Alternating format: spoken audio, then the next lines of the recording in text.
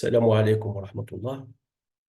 Alors, on va poursuivre nos exercices de TD sur le théorème de Han-Banach. Donc là, on est arrivé à l'exercice 6, 7-6.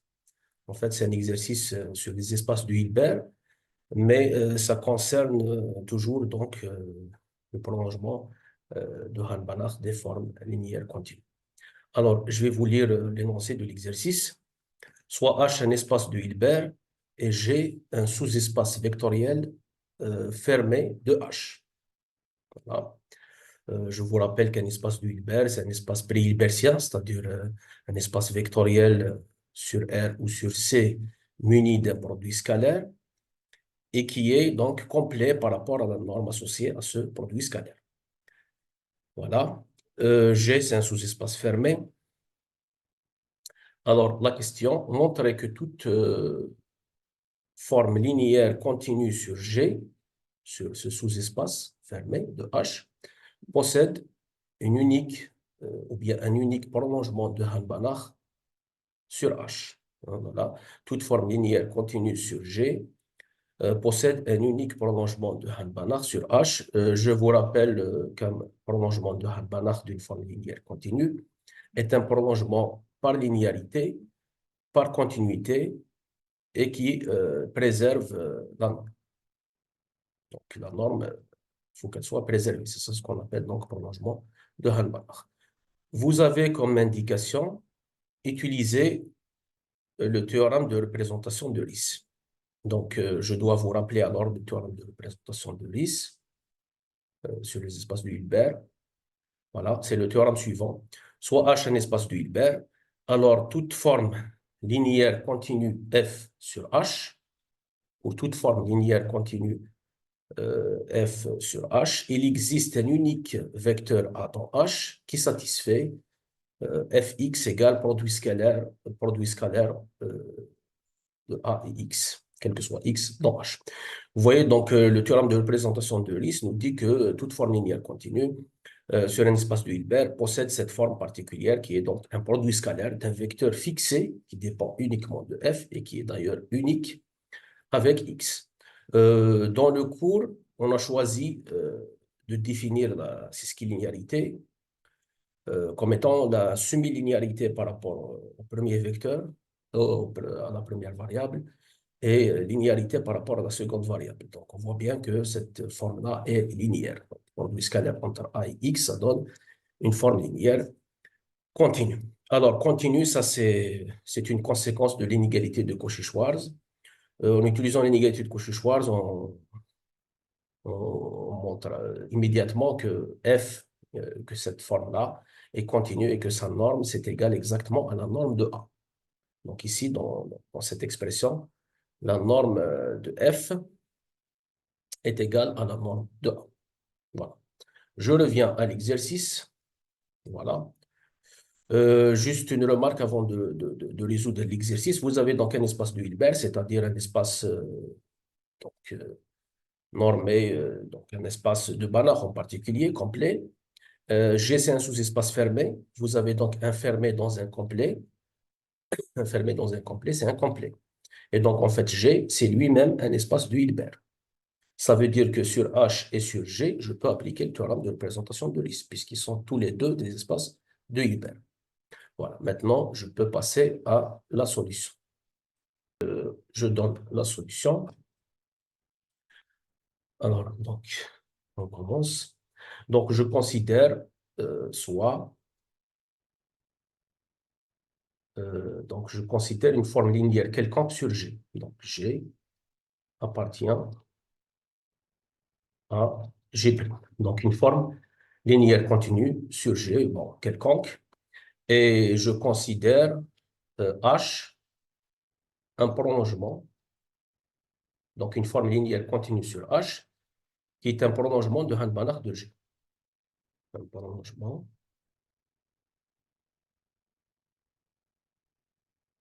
de Han-Banach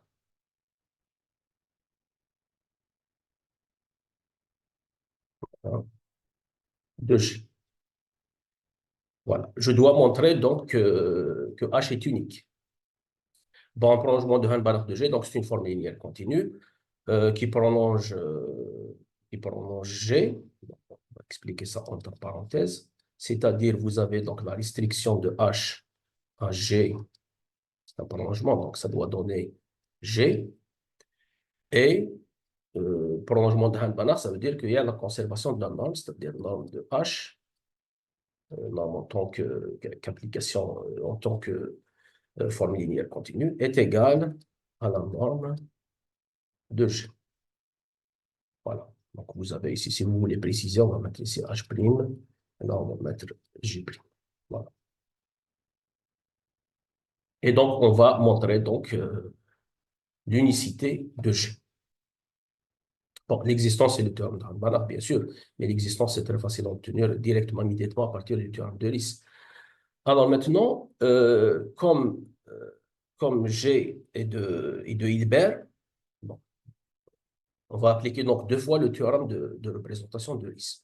Comme G est de Hilbert, alors là, ça nécessite une explication, car c'est un fermé, bon, ça c'est donné, dans le complet H, dans le complet, espace complet, de Hilbert, donc complet, dans le complet H, et un fermé dans un complet, et les complets. Donc, complet. Voilà. Comme G est de Hilbert, alors, je peux appliquer la formule, bien le théorème de représentation de Ries. Alors, d'après le théorème de représentation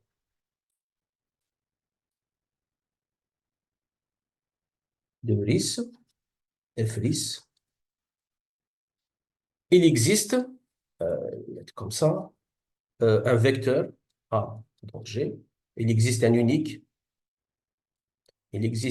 vecteur A dans G, satisfaisant, tel que vous avez donc Gx égale produit scalaire entre A et X, quel que soit X, dans G. Voilà. J'applique une deuxième fois le théorème de Ries pour avoir la forme de H. Alors, mais avant de l'appliquer, regardez bien l'expression de G. Vous avez Gx, c'est produit scalaire entre A et X, quel que soit X dans G. Déjà, on voit immédiatement que le prolongement de G, ou bien qu'un prolongement de G, c'est la forme linéaire qui garde la même expression, c'est-à-dire la forme linéaire qui est donnée par la même formule, donc toujours produit scalaire entre A et X, mais ici, au lieu de mettre quelque soit X dans G, je vais mettre quelque soit X dans H. Ça, c'est un prolongement de Hanbach. Et je vais montrer d'ailleurs que c'est ça l'unique prolongement. Alors, j'applique une deuxième fois le théorème de Ries, mais cette fois-ci sur l'espace de Hilbert H. Donc, de même, comme H est de Hilbert, alors, d'après le théorème de représentation de Ries, il existe bon, un unique vecteur, on va l'appeler B par exemple, qui est cette fois-ci dans H, tel que, donc la forme linéaire H, ça va s'écrire, donc Hx, c'est produit scalaire entre B et X, quel que soit X dans H.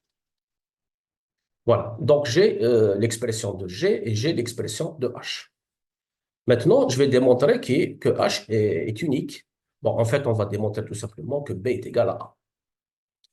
Alors, pour arriver à ce résultat, je vais d'abord utiliser le fait que H est un prolongement de G. Comme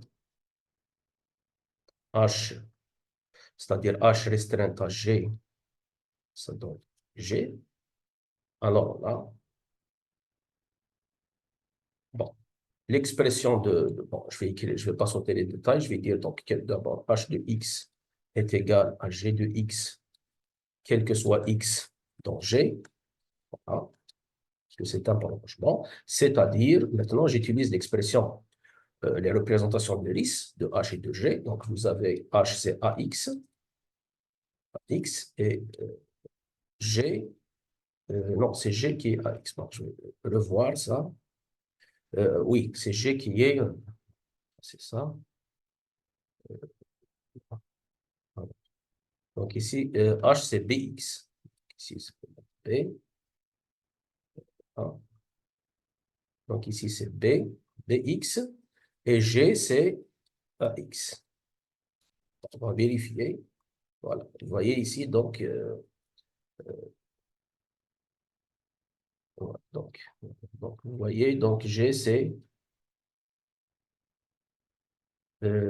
ax, g c'est ax et h c'est bx.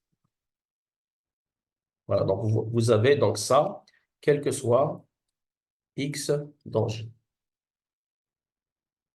Bon, j'utilise alors la semi-linéarité par rapport à la première variable. Donc, c'est-à-dire,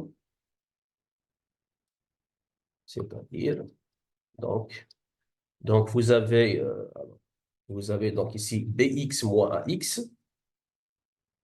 bx moins ax égale 0, quel que soit x dans g, c'est-à-dire b moins ax égale 0, quel que soit, c'est-à-dire donc b moins ax égale 0, quel que soit x dans g. C'est-à-dire que x, pour du scalaire égale 0, donc ça veut dire que c'est orthogonal, ou bien, je vais l'écrire autrement, b moins a, b moins a est orthogonal à x, quel que soit x égale g. Donc, du scalaire égale 0, c'est l'orthogonalité.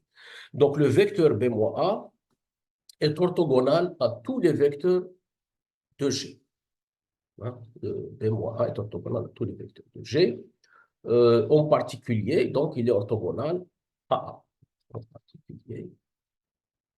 Je peux dire aussi que b moins a appartient à l'orthogonal de g. Ça, en fait, c'est équivalent à dire, ça, c'est équivalent à dire que b moins a appartient à l'orthogonal de g. Mais bon, je n'ai pas besoin de tout ça. Je vais dire simplement en particulier, b moins a est orthogonal à a. Parce que a est dans g. Car a est dans g. Et donc, vous avez deux vecteurs orthogonaux. Et je peux donc utiliser le théorème de Pythagore. Donc, d'après le théorème de Pythagore, vous avez donc b moins a, la somme, la norme au carré, bien sûr c'est la norme associée au du scalaire, est égale à la somme des normes au carré. Donc la norme de la somme au carré, c'est égal à la somme des normes au carré. Et je simplifie ici b moins a plus a, c'est-à-dire norme de b au carré, est égale à norme de b moins a au carré plus norme de a au carré. Voilà, ça c'est important. Voilà, donc vous avez cette égalité importante. Norme de b au carré égale norme de b moins a au carré plus norme de a au carré. Maintenant, là, j'ai utilisé seulement le fait que h est un prolongement de g. Maintenant, je vais utiliser le fait que c'est un prolongement de Hahn-Banach, c'est-à-dire qu'il y a une conservation de la norme, de la forme linéaire. Donc, d'autre part,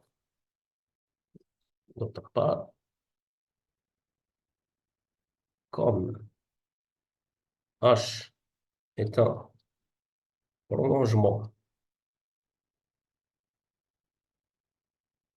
de Hahn-Banach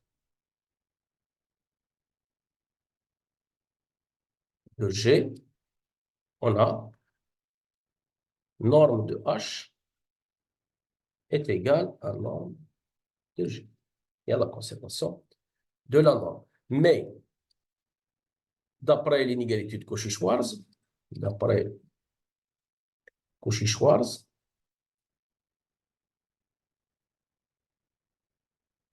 Inégalité de Cauchy-Schwarz, montrée immédiatement, ça on a fait dans le cours. D'après Cauchy-Schwarz, vous avez la norme de H d'après la représentation de Lis. Alors, on revient. Et où est-ce qu'elle est, la représentation de Lis de H? Elle est là. Alors, la représentation de Lis de H, elle est là.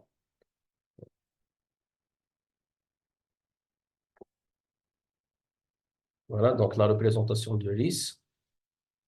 Donc, Hx égale produit scalaire de B et de X. Ça, c'est H. Bon, G, je regarde G aussi.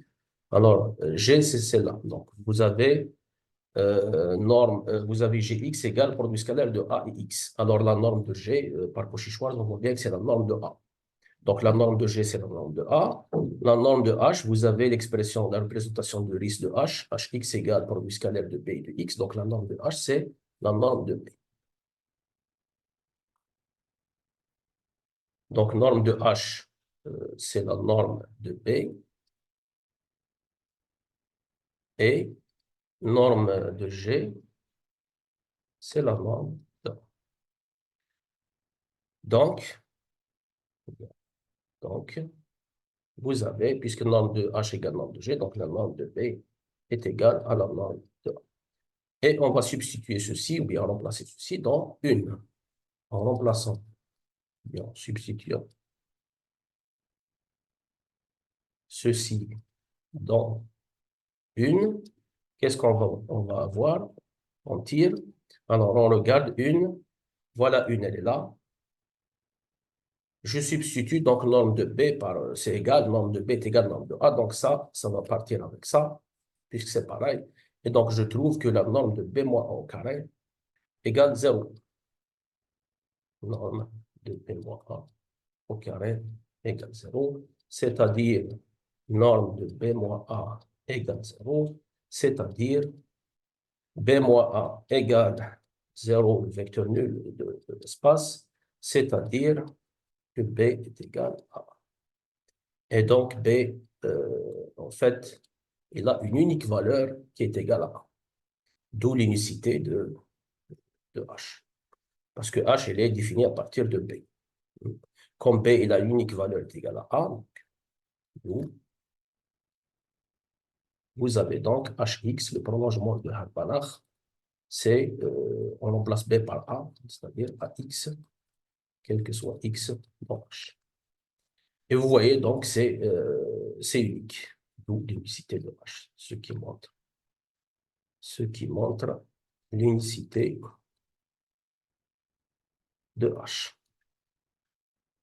Voilà. Ainsi s'achève donc cette solution. J'essaierai de vous donner rendez-vous très bientôt. Bon, on a terminé avec les exercices sur le théorème de Hart-Banach. Cette fois-ci, je pense, on va rentrer dans un autre, on va aborder un autre grand théorème, c'est le théorème de l'application ouverte. On appelle aussi le théorème de Banach-Schroeder. Et puis aussi le théorème du graphe fermé, que je vais essayer d'aborder ça la prochaine fois.